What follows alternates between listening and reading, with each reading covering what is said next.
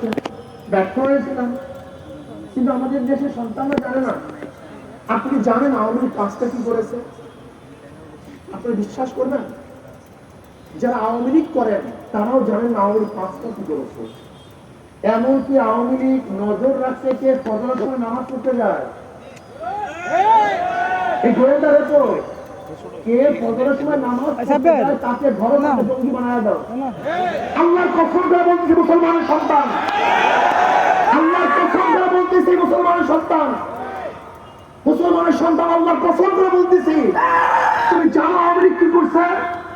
টাকনুর উপরে কে কাপড় পরে, টাকনুর উপরে কে কাপড় পরে, তাকে বিহিত করে সে জঙ্গি।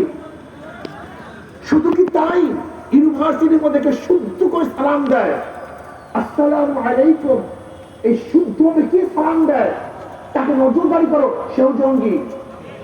কে দাড়ি রাখে, কে টুপি পরে, কে নামাজ পড়ে, কে কলেমা পড়ে, এই গত রমজানে, এই যে গত রমজানে ইউনিভার্সিটির মধ্যে কোরআন তেলাওয়াত করতে যাওয়া হয়নি, এই গত রমজানে।